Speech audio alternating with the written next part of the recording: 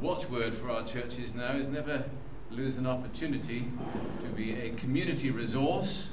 Exactly. And earn a little bit of money towards paying those hefty common fund dues, and that's what we're doing this evening. But it's a particular pleasure this evening to have with us Sheena Burrell. Sheena is the Alma representative for the diocese.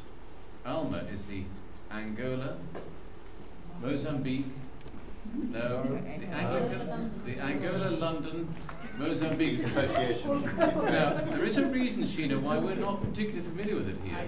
Because our international links started long before Alma was ever invented. The Diocese of London, indeed, was the last diocese in the entire Anglican Communion, apart from Mozambique and Angola, to link up partisan mission with other dioceses. So we had got our act together a long time before Alma, but Alma remains very important both in our prayers and our thoughts, particularly this evening in this Lent course when we're considering ethics, and we come to the very important consideration of ethics and the third world. And Sheena has stood in at relatively short notice for this. We did have another speaker, but in fact your coming here has far exceeded anything that any other speaker could offer, I can tell you now. I know that instinctively. And I think that's probably enough. Before the hole gets too deep. I'm going to ask you to bow your heads in prayer, please.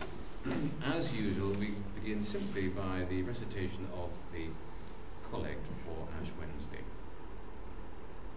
Almighty and everlasting God, you hate nothing that you have made, and forgive the sins of all those who are penitent.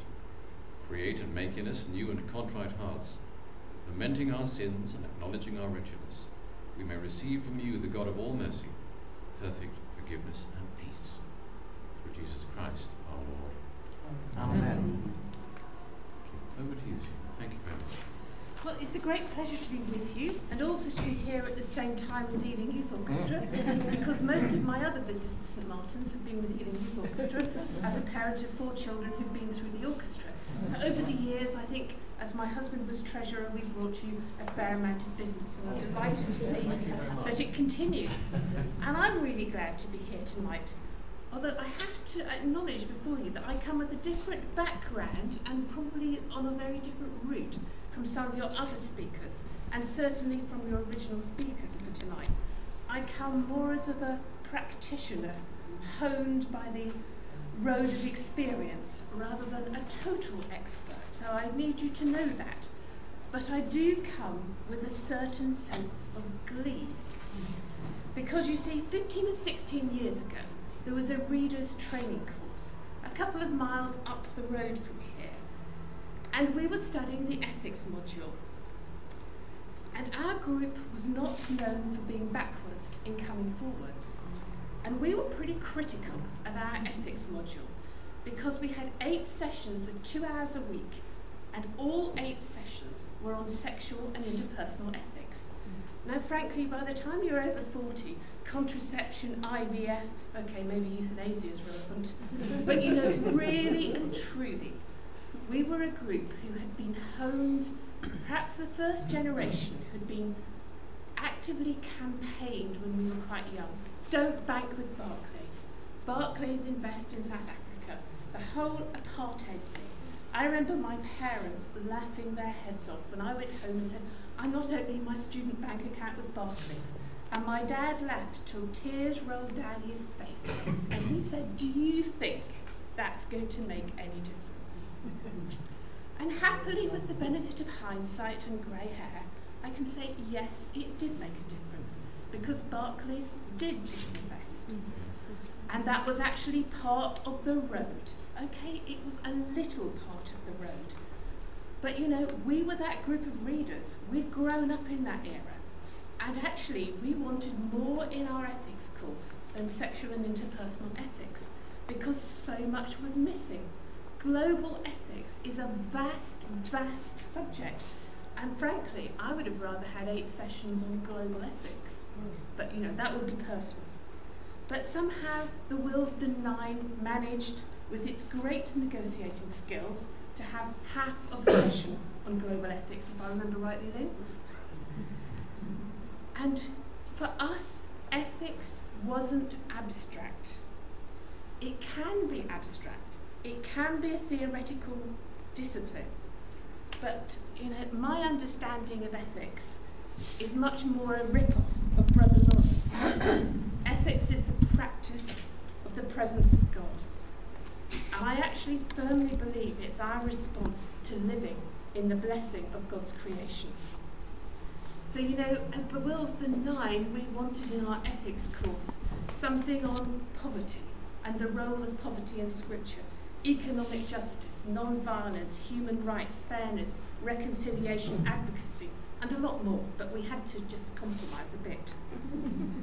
And I confess that then, and still now, I'm really perplexed about some of the key ethical questions that have troubled Christians throughout the age. And the big one for me is birthright versus accident of birth. And the consciousness that here we have what we have, not because we deserve it in any way, but by sheer fluke, that we popped out here. And it's an extraordinary thing, isn't it? When I came back from Mozambique last summer, I was just so very conscious of the differences with the opportunities that my children had and some very equally able and bright children. It broke my heart to see so many children not having any education beyond the age of about 8. Because what would have happened if Nelson Mandela had been one of those children who hadn't been educated beyond that age? Or what if Desmond Tutu had never been educated? Or all of the other people who've inspired us so much? If I were in Stoke Poges now, I'd launch into elegy in a country churchyard, because any one of those kids could be a muting glorious Milton. But they're never given the chance, are they? So accident of birth versus birthright is something that speaks quite deeply to me. Economic justice as well, but more of that later. How we read Scripture selectively, and I'm going to come to that in a bit. And then our shared responsibility for this beautiful, beautiful planet. And it's in our lifetimes that picture has become available. Can anybody remember when? 60. I think it's around then, yes. And we don't want the wireless network. And I did a slide when I actually wrapped around that picture. For God so loved the world that he gave his only son, that whosoever believes in him should not perish but have eternal life. And it's a very resonant image. And the baseline for us as we pursue ethics, I think, is in the Lord's Prayer. Thy kingdom come on earth as it is in heaven. And what sort of kingdom are we looking for? Well, I don't know what you're going to be satisfied with, but I want life, and life in all its fullness. And that we love one another as he loved us. And the responsibility of where we go from that is really simple. An end to poverty. That poverty is inimical to God's will for the world. And you've got the Millennium Development Goals, little logos there, and I've just put them beside some little friends who play football with a plastic bag and string football. And we're very, very proud of their creation. If poverty reduction is a biblical imperative, how come we don't hear so much about it? I really don't understand. Now, we're in a very prestigious gathering here. And, I did debate whether I could divide us up into groups and see how we could come out with our biblical quotes. Bit too early. Right from the beginning, from Leviticus, when you reap the harvest of your land, you shan't reap to the edges of your field, or gather the gleanings of your harvest. You shall not strip your vineyard bare, or gather the fallen grapes. You shall leave them for the poor and the stranger. practical, ethical advice. And when we all turn to the book of Ruth that we love so much, wasn't that provision really important to Ruth and Naomi when they went back? And what about Isaiah? Seek justice, encourage the oppressed, defend the cause of the fatherless, plead the case of the widow. And to Isaiah 58 and the overarching principles, is this not the kind of fasting I've chosen? To loose the chains of injustice. Isaiah 60, Luke 4, read it from where you want. I've come to preach good news to the poor.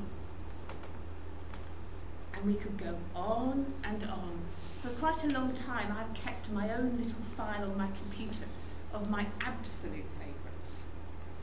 But you've probably heard of the group of theological students who went through the Bible and they decided to cut out everything about money, wealth and justice.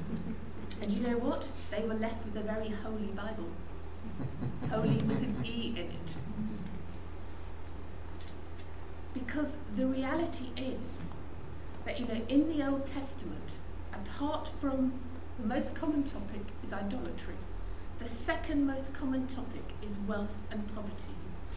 In the New Testament, there are 500 verses with direct teaching, 1 out of every 16, excluding the actions of Jesus and the apostles. And Jesus himself talked more about wealth and poverty than almost any other subject. 1 in 10 verses in the Synoptic Gospels, 1 in 7 in Luke, 1 in 5 in James. And the message of James to us all would be? And Nike ripped it off, didn't they? Nike stole their slogan from the book of James. Just do it. Just do it. And yet, with all of that as our scriptural background and foundation, and I promise you, I could have spent the whole slot just doing this. That's your homework. Have a little Bible study and start jotting down all the verses about justice as you come across them. But hold that and what our book says with this. Today, 1.3 billion people live in extreme poverty. 800 million will go to bed hungry tonight. This year, 12 million children will die before their 5th birthday. And the world has never been richer. But people have been saying this all my life. Have they been saying it all of your lives? And does it change? And it was Albert Camus who said that a man without ethics is a wild beast loosed upon the world. And I fear that this wild beast is unleashed, and part of our dilemma as 21st century Christians is how we grapple with it and how we rein it in. And it is a real dilemma. And I thought this one was quite cute. Ethics is knowing the difference between what you have a right to do and what is right to do. But of course, the real person of wisdom is Albert Schweitzer. The first step in the evolution of ethics is a sense of solidarity with other human beings. We have to step into relationship. That's the way forward. That's the way everything changes. It begins with identification, risk, and engagement. And we began as a diocese to take that risk in 1998. But I have to tell Nick that actually Alma was built on a pre-existing relationship between the Willesden area of London and Mozambique. And I have in my house, because I happen to also chair the Willesden World Church Group, and I've got correspondence going back to the 1980s with Bishop Donald Arden and Bishop Dinish about the Willesden-Mozambique link. No, Bishop Donald Arden who persuaded us to go in with Malawi rather than Mozambique. So there we are, Angola, London, Mozambique Association. And for those of you who've never heard me talk before, it's an acronym, and it's a really difficult acronym because most other diocesan links are called the Salisbury Sudan link, the Bath and Wells Zambia link. We have a name And by having a name, it somehow makes us separate from the diocese. So I always go, Alma, linking the Anglican Church in Angola, London and Mozambique. And I'm sort of like a little puppet now as I say it, to try and reinforce what we are. But there's something precious too about this word Alma. Any Portuguese speakers here? Because Alma means something really special in Portuguese. It means soul. And I love, you know, there's a wonderful book, I've forgotten her name, we read it in our course about spiritual direction. And one of the descriptions is of soul friends. And actually, I think that's what resonates with me a lot about Alma, the capacity to be soul friends. But I don't want you to feel left out, because, you know, we share a lakeshore, friends. And, you know, Malawi's on one side, Niassa's on the other side, and there's a great amount of traffic between the two. I stayed in Kobwe, just opposite Lacoma Island, and Lacoma Island is part of Malawi, and twice when I was in Kobwe, we sent people across to Lacoma to hospital. So there is a really strong relationship. So when I talk about Alma, please don't feel excluded, because actually, when you're in the north, you are so close together.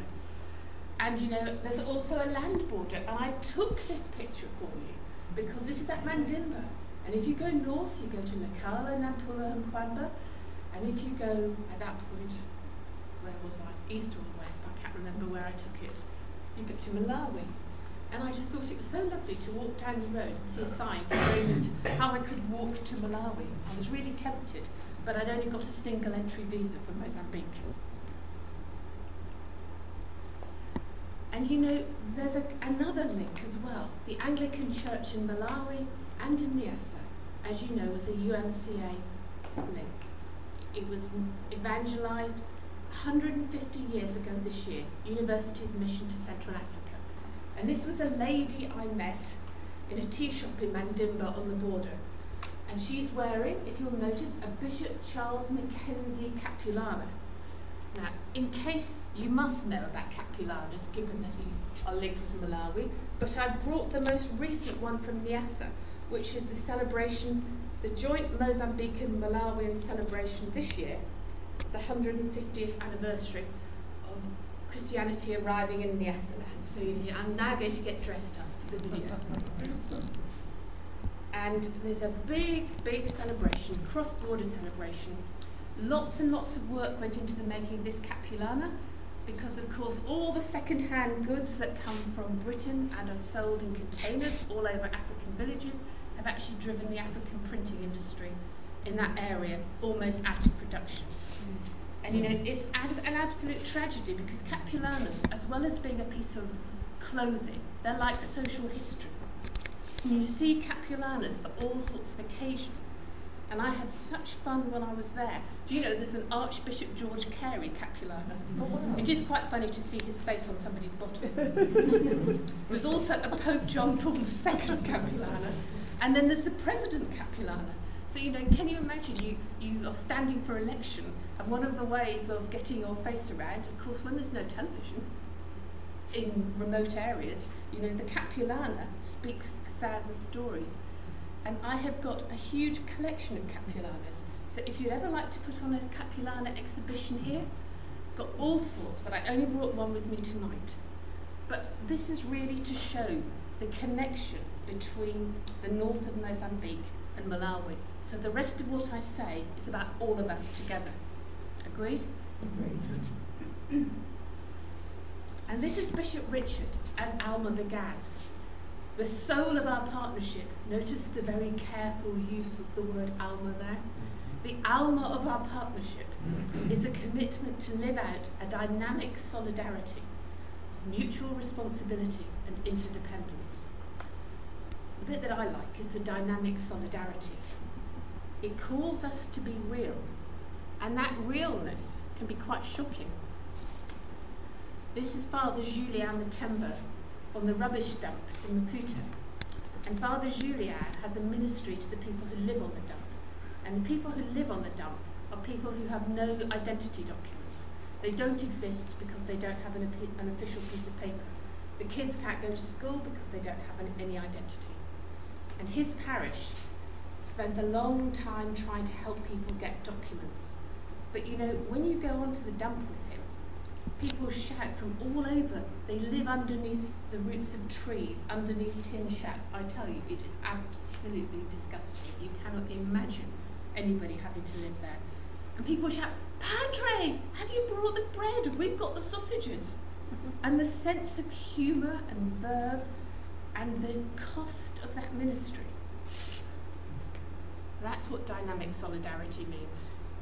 And Bishop Andre, our partner bishop in Angola, asked this when the Archbishop of Canterbury made his first visit to Angola. And he pleaded that the Anglican Communion be an advocate for the people and for solidarity, so the Church can be prophetic in its witness to society, defending the cause of the poor in concrete ways. Now, you know, Angola's a really, really difficult place. You probably read in The Economist recently where the world's most expensive city is. I've given you a steer. Luanda. Luanda is the world's most expensive city. You know, and there's that sort of strange dichotomy. You've got the oil boom. You've got a selection of incredibly lovely, beautiful seaside mansions with moorings and glittering glass and probably triple-double glazing next to the slums. You've got people being dispossessed of their homes because the land that they now live on is very desirable land for real estate. There's an awful lot of difficulty. And of course, you'll know that we've just pulled out of Uganda in the latest round of Angola in the DFID cuts. Very tricky. But I want to encourage us that we have a very profound theology. I decided if I took a picture of one mustard seed, you wouldn't actually get to see it. So I put the whole packet up. But really, I think we do believe in the theology of the mustard seed. And little mustard seeds produce great crops and can even grow into great trees. Now, when I was at school and when I first engaged in some of this, there was a song that said it all. One man's hands can't tear a prison down. Can anybody else remember it? Two men's hands can't tear a prison down. But if 2 and 2 and 50 make a million, we'll see that dream come true. Now, I agree it wouldn't pass GCSE maths, but there is a sort of spiritual truth in that we do well to remember. And actually, this is the contemporary version of it. I came across this as part of the Live Simply campaign not long ago. Individual actions may seem insignificant, but together, the small steps of many people can have an astonishing impact. And you see, that generation who didn't bank with Barclays as students had enough of an impact because, of course, many of us stay with our first bank for all of our lives, don't we? Because changing banks is so tedious. It really is hard, isn't it?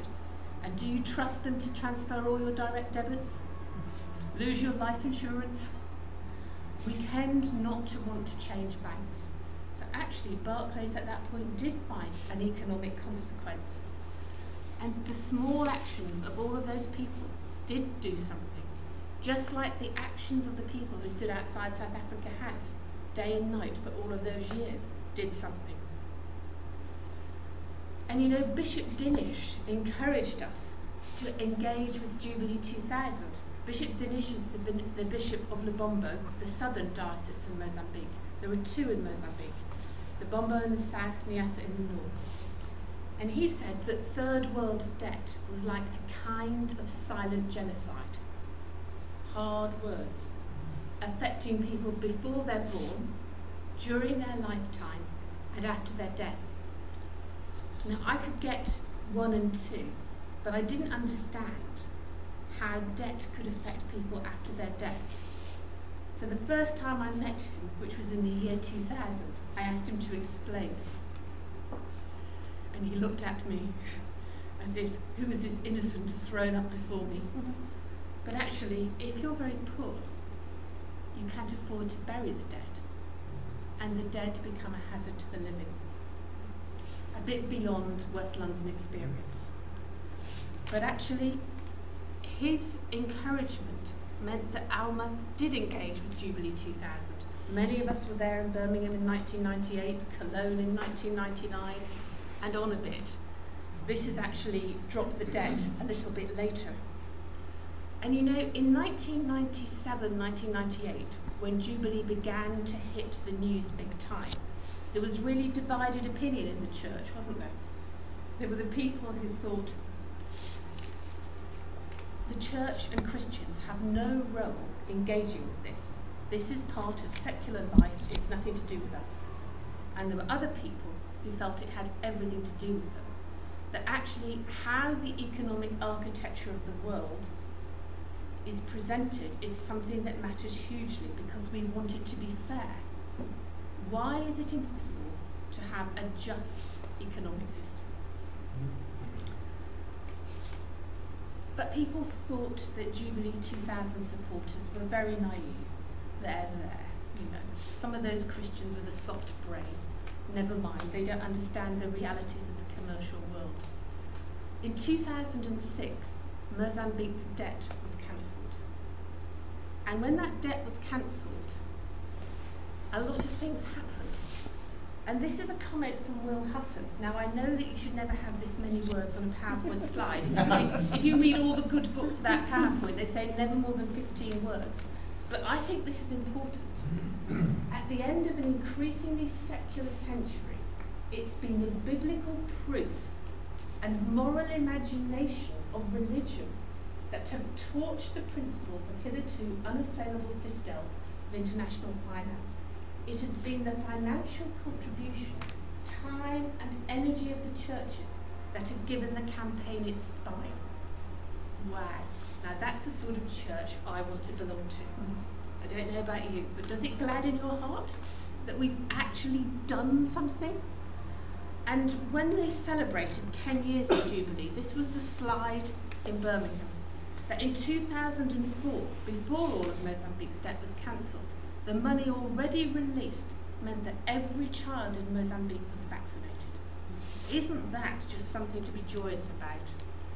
And campaigns have still gone on. Now I know you had Guy last week, and I know that he'll have talked about the other side of the international finance rule.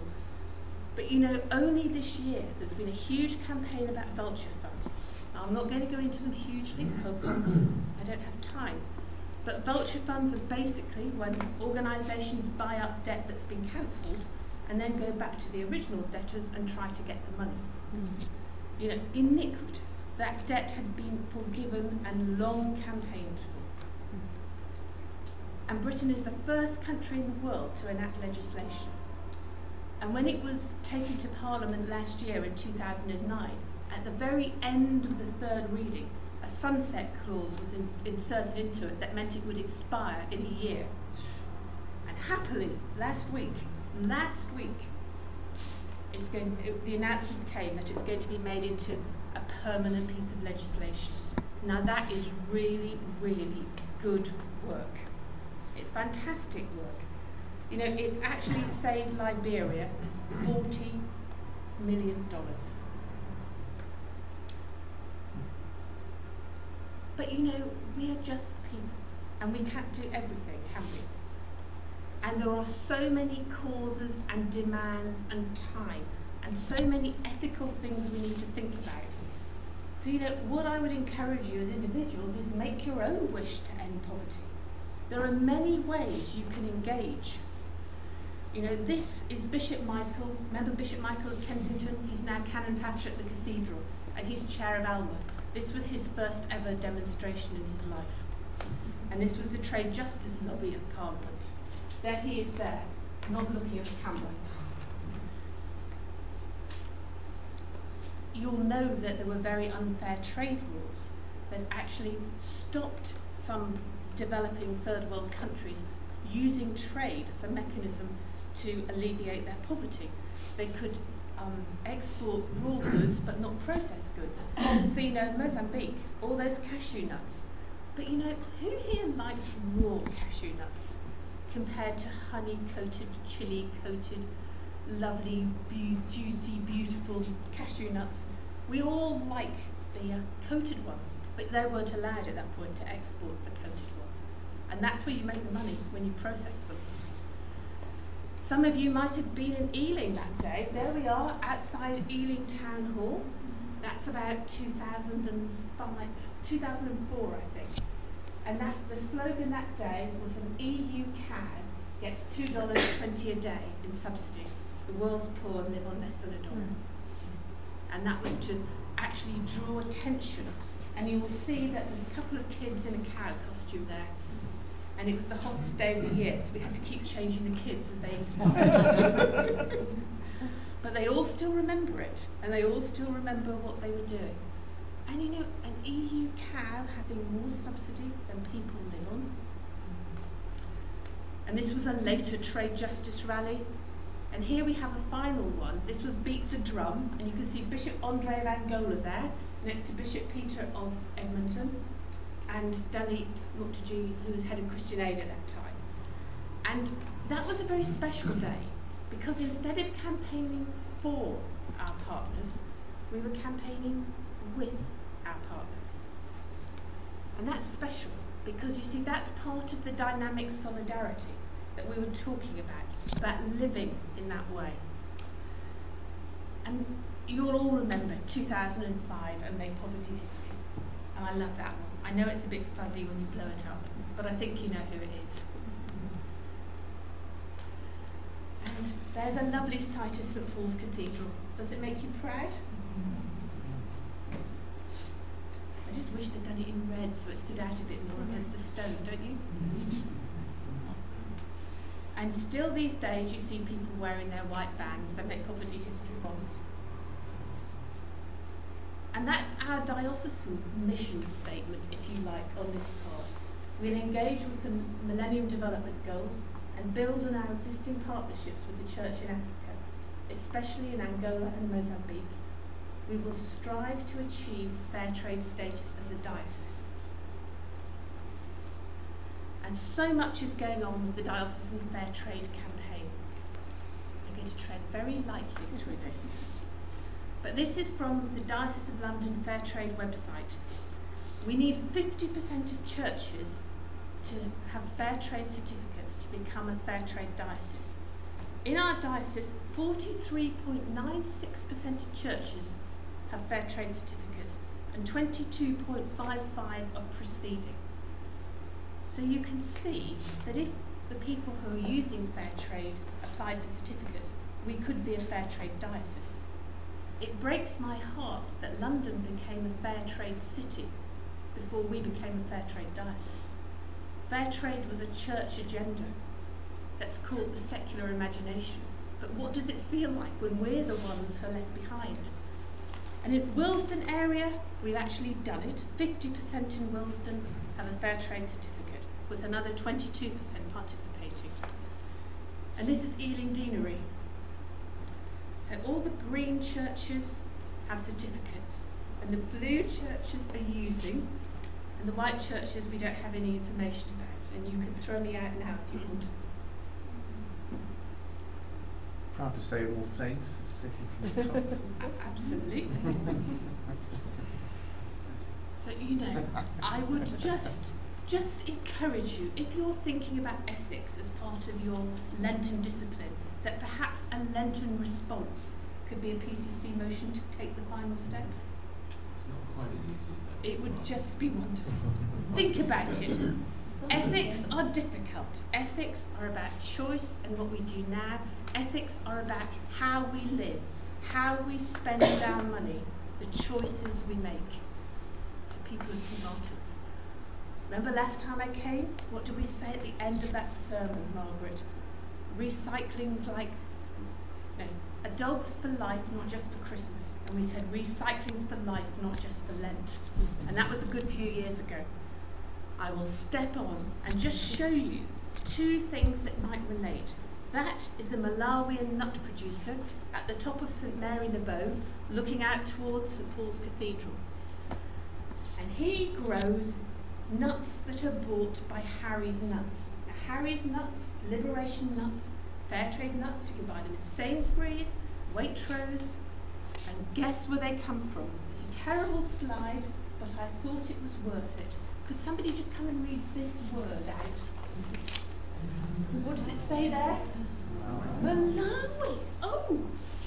I'm mad about nuts and nuts about fair trade. This is Harry, so I went out to Malawi and created Harry's Nuts, working with farmers like Rosemary Kadichi, who grow the tastiest nuts around. Don't worry, I don't make money out of this. The farmers get paid more for their crops, which helps them feed their kids all year round and send them to secondary school. I hope you'll go nuts with me. Harry Hill. You know, when you watch Comic Relief and you see some of this, and you see some of our pop stars, some of our comedians, some of our film stars engaging with it, where are we? And stand-up's something else we can engage with. Stand-up happens in October every year. Another ethical choice. This is the Kensington Area Conference, the first one after Bishop Paul arrived in Kensington. And then they asked Stand Up Against Poverty. This is St Barnabas Bagamoyo in Maputo. That's the altar party standing up against poverty. And that's the congregation standing up against poverty as they read out the pledge. And you know, it's a great thing to do with young people. Last year, 1.5% of the world stood up against poverty. Young people love getting in the Guinness Book of Records. It's the biggest event that young people get involved with. You can be as creative as you want. So if you want to do something symbolic, you know, cakes, you know, spelling out words with people, whatever, the imagination is there. But again, you can just be like the people in Kensington, and all you need are about 20 sheets of A4, each with a letter printed on them. It doesn't have to be heavy duty. But I love the fact, again, that it's something we do with each other. That actually people there and people here both campaign and challenge poverty, because poverty is inimical to the gospel. And you know, the final, no, not quite the final, I've thrown 3 or 4 more other areas that we might want to engage in. This is the cut carbon emissions, and you might recognise some key people standing on the O of the CO2. You'll see Bishop Richard, Archbishop Rowan, a couple of key politicians. Quite hard to recognise some of them because it's a shot from above as you look down at them.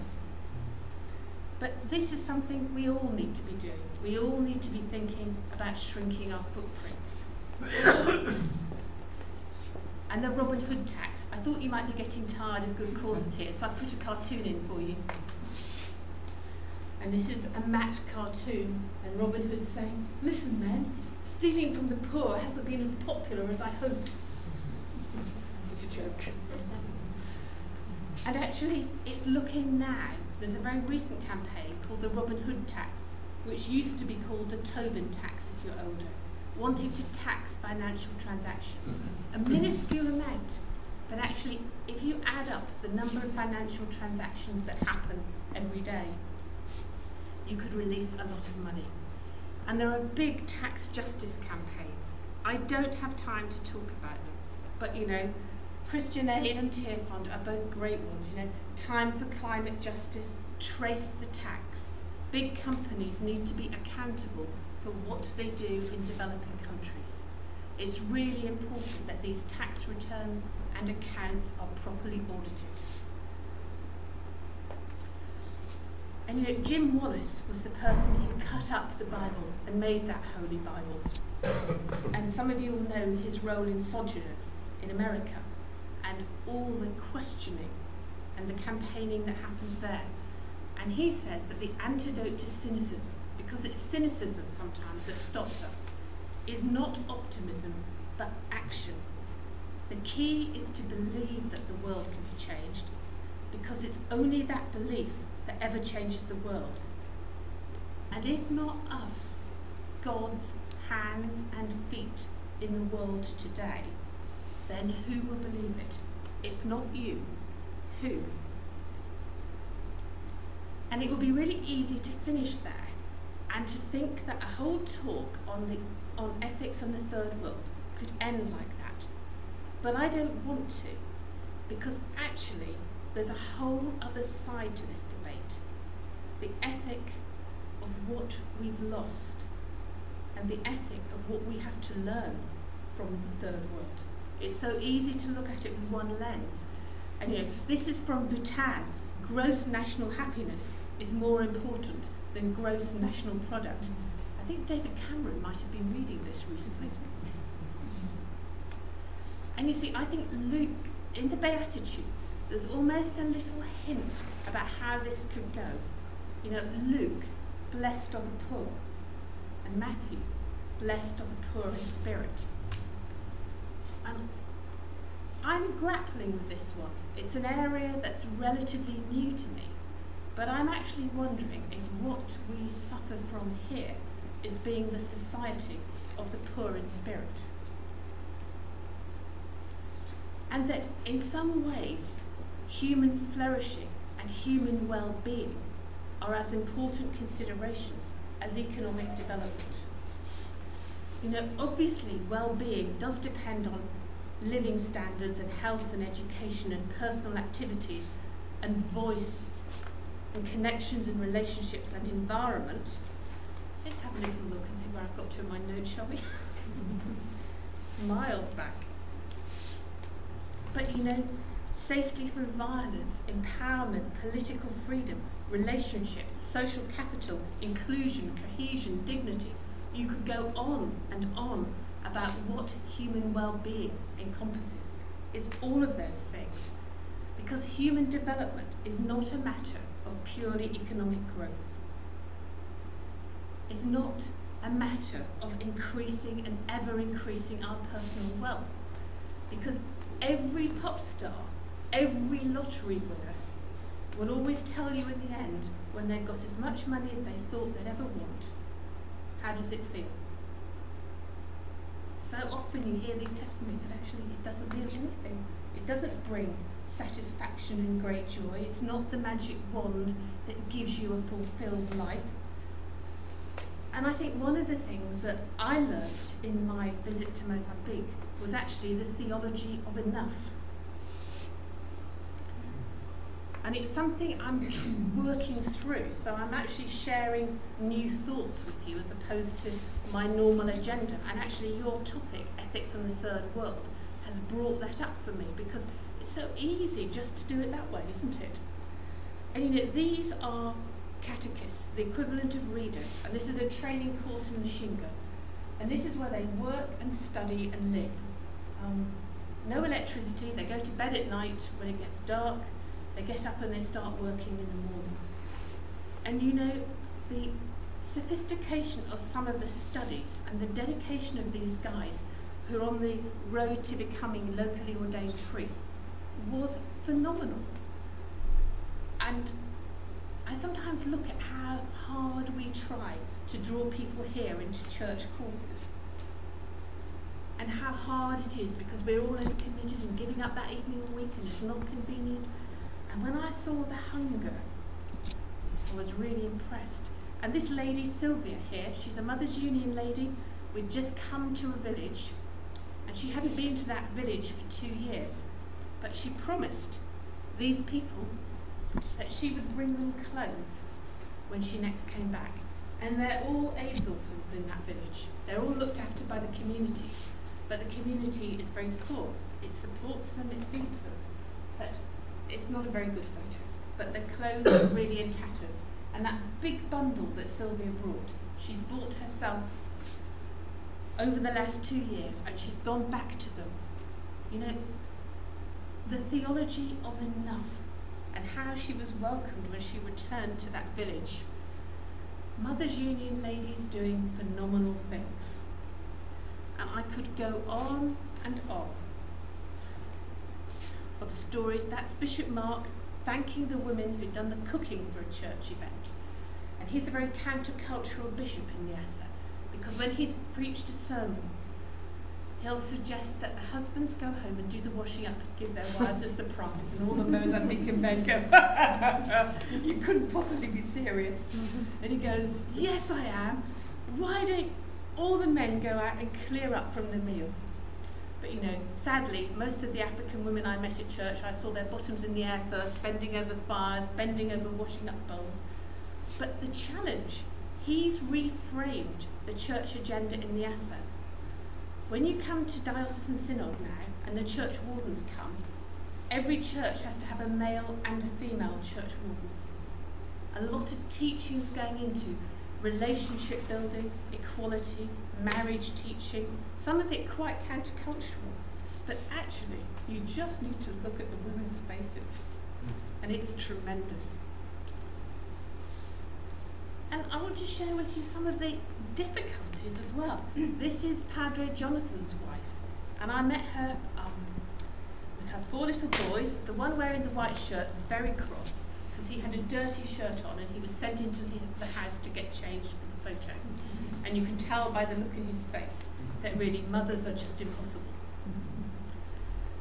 But it's a very special photo because she was really, really pregnant, and we had this joke about her 4 boys and what would she like the baby to be. And I discovered when I came home that the youngest little boy there died of malaria 2 days before the baby was born. And yet that's the tragedy. That, you know, across Niassa, most families, it's different in Lubombo because it's further south, it's nearer the capital city, there's more transport infrastructure, so there are more mosquito nets. But in the north, and I imagine it's the same in the rural parts of Malawi, that mosquito nets have not made it in yet. And I can't imagine what it would be like to give birth to a baby when you've just lost your child. And this is Padre Samuel from the next parish down the lakeshore. Padre Jonathan was at Ngofi. Padre Samuel was about an hour and a half down the lakeshore at Chigoma. And you know, he's watching us as the boat goes out. And we're going out in the boat with his daughter and his grandchild. And they are perilously ill with actually AIDS by that point. And she'd been sent back by her husband's family because they didn't want her, because she was sick and the baby was sick. And we had some really feisty Mothers Union ladies with us. And he was saying, no, my daughter's come home to die. And Maria of the Mothers Union was saying, no, she hasn't. She's coming back with us to Kobwe. She will get a CD4 test and she will start antiretrovirals. And he's going, no, we've accepted it. And she's going, no, you haven't. And this argument raged in the time that we were in Kobwe. And every time I'm in touch with Niassa, I say, how's Padre Samuel's daughter? And Helen, Bishop Mark's wife, says, well, she must be all right because I haven't heard she's died. In the way of the Bush telegram. But you see, what I've seen is ministry in action and the work of the Equipa de Vida, the HIV teams in Niassa. And over the years, their remit has changed. Now come on, test your Portuguese. I think this is probably the most important sentence.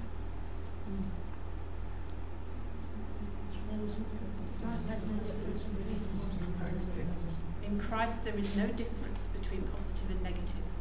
And the first work of the Equipa de Vida was actually to encourage people to be tested, and then to say that you can have life and life in all its fullness with Christ, regardless of your HIV status. It's irrelevant. And they had teams of people, both positive and negative people, who were tested, who wear, if you are a member of the Equipa de Vida, you wear your test result pinned on your shirt. Doesn't matter what your test result is. And for the first few years, they did a lot of HIV awareness and education. They had vegetable plots, sort of allotment type things, where they grew food for child-headed households and for people who were dying. They worked with the child-headed households to try and teach the kids appropriate skills. You know, there was a case when some American tourists were passing through, and there had been a very, very bad storm, and the house of the roof of the house of a child-headed household had blown off. And of course there were 4 children living in this house, and the tourists were distraught. They wanted to, and they gave them money for tin sheets for the roof. And the local community said, no, we don't want it. Because if we teach them how to build a grass roof from the stuff that grows here, if we teach them how to do it this time, they'll know how to do it next time. If we take your sheets and we put it on and the sheets blow off, the shapless they'll never get any more money. Nobody else will come by this way again. It's important we teach them. And so seeing the community so involved with its children and its HIV work, now it's actually being used as a model, rolled out in other parts of Africa. 256 churches in Nyasa have got teams that are 30 strong doing this work. And they've now started training some to be community field workers. And I loved this lady's t-shirt. Real passion, real commitment, real difference. And she was saying to her friends when I was in church with her, why does she want a photo of my t-shirt? And because I think when we're talking ethics, real passion, real commitment, and real difference can change things. We are one world. If we look at what's happened with the Fukushima nuclear plant in Japan, what happens somewhere else directly affects us. We're not islands. We are each other's keeper. We're not entire to ourselves. We're a piece of the continent, a piece of the main. I would love to share more with Alma about you. I can't. I've got a few leaflets. I commend this book to you, which is called Holy Living, and it's by the Theos think tank. And it's the beginning of this debate to reframe what we mean by development and poverty, and actually that we have so much to learn.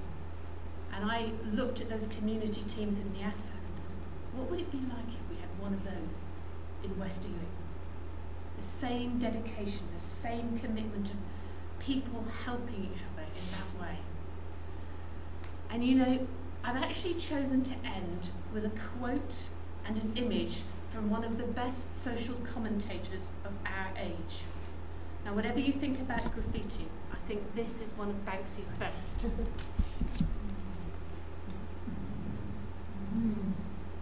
Keep your coins. I want change. And I don't know if you agree, but for me, that's profoundly ethical. And I think that's what God says to us. I want change. This isn't your academic framework, this is your practitioner framework. And I imagine it's been quite different from some of your other level courses. Thank you.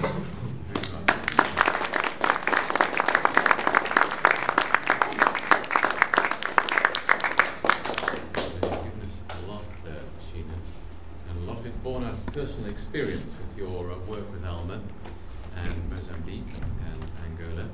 We've got a few moments now to take any questions that you might like to ask. Yes, Lisa. I should perhaps confess that for most of my working life I worked for the Friday. I found at times it was quite difficult. I wasn't on the policy side, I was on the research side, developing research that actually drove policy. One of the problems, and this is more of a comment than anything else, one of the problems I had was reconciling my own approach to development, my Christian ethics and approach to development, to the broad spectrum government approach. Because it's on a different scale.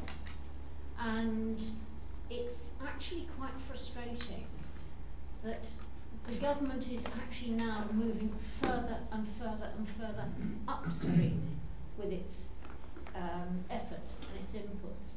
And it's not looking so much at the ground level impact of development money flows, the ODA flows. Have you got any comments?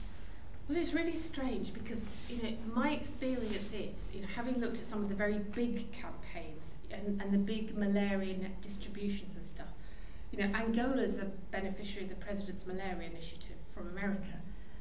And the capacity required of the church to manage that is just so difficult when they don't have that many people yet who are ready to do that. So, they haven't been educated in that way at this stage. and it's really hard.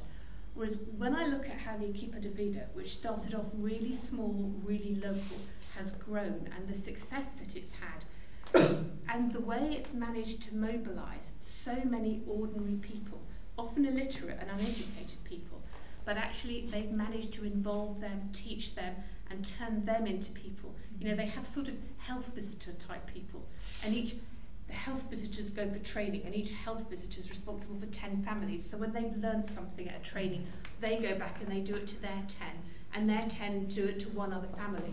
And so there's an outward ripple. And yet there's one British doctor who works on the Lakeshore in Cobway, Peg Cumberland, and there's a bit about her on the website.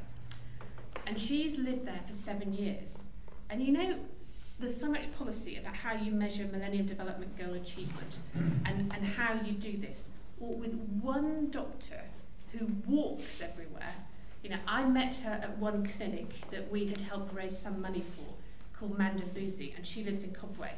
And I asked her, how long, Peg, does it take you to get here? She said, 7 hours on a good day, but if I'm feeling tired, 8. And she walks between them. And she's sort of known as this mad English woman who walks the lakeshore. But of course now the WHO sent her medicine, she set up community health centres, and she's trained local community practitioners. Now they only stock first-line antibiotics for pneumonia, antimalarials, paracetamol, and local people actually are trained to give those out. But that has reduced maternal and infant death by 50% with one person along that community of the Lakeshore. And so it's really interesting to see that small can sometimes succeed. But I think you need to do both. You know, I'm the archetypal both and Anglican. You have to do the big structural stuff. I'm encouraged at that factory in Tanzania that manufactures long-life mosquito nets now, that the Japanese gave the technology to the factory. And so the anti-malarials knitted into the fabric of the net, and it takes 5 or 6 years. Now the fact that that's a Tanzanian factory is fantastic. But we tried to get some nets from Tanzania to Nyasa, and there aren't any roads. And you have to get it across to the lake in Tanzania, down the lake, and then across, well, there's no transport infrastructure yet. So, you know, there were some nets bought for a place called Mekanyolish for a family-run project. And those nets had to travel by bicycle. But I agree, both and. Yeah, both of them. You know, you stunned everybody into silence. Yes, go. Isn't the projected population explosion between now and say 2050 like to undermine all the efforts that you're making in Africa, and in reality we're going to end up with a lot more people in poverty over the coming years? Well, possibly population or possibly climate change. But I think some of the community level activity is always going to be beneficial, because you're actually empowering whole communities to make choices for themselves. Now that may not, you know, I think it's very hard to do population on a big scale. There have been lots of reactions to that in China, haven't there? And very many different opinions about that. But actually, you know, empowering women and giving women information and capacity to control their own fertility and choice is the way forward. And of course, reducing malaria death, because if you reduce the number of children who die under 5, then people probably wouldn't have so many children. So I agree it's a tough one, but climate change is equally tough on that agenda. You know, somebody said, if we tried to make poverty history, climate change will make poverty permanent. Right? Sad reality. Yes, if you're scratching a living on a couple of acres land, and you're using a crop like maize, for example, which is not actually an indigenous crop there, and the climate changes fractionally, you can end up having no maize the whole year. Anybody else? Yes? Can I ask you, I know that you can, a church group like us, could buy some malaria nets, mosquito nets. What would be the best way to go about that? Well, there are, you know, if you want to do it in a sort of big way, Christian Aid and Tear Fund, I was thinking in a small way. all have those campaigns. In a small way, Lynn's asking a leading question here. I know she is. She's really terrible. This is why our ethics courses were so difficult, you understand. We have a family-run project in Mozambique which raises money for mosquito nets, and we've just sent 3,100 nets to a community in Mekanyelich. And nets cost about £5 each, but within that £5 there's enough money now, because of economies of scale, to actually provide all the training and the follow-up and the backup. And so the community, if you want a net in Mekanyelich, you have to prove that you've got rid of the stagnant water around your home. And you know that's and then you have to come with your pieces of tape and show how you're going to hang your net and commit to using it. There's the Equipa de Vida, as they have been so successful with HIV, are moving on malaria and malaria education. So they're really, really trying to empower people to actually take control and do what they can to prevent malaria in their communities. So there is a little project called EdNets.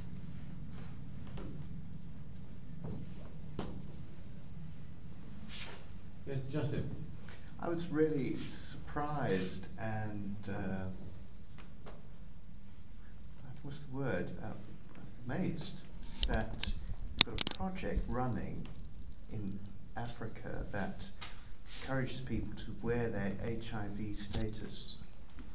My experience in South Africa is that it's still very much a cultural sensitivity and carries enormous baggage. So how does that work? They've worked really hard at it, and it began with a core group.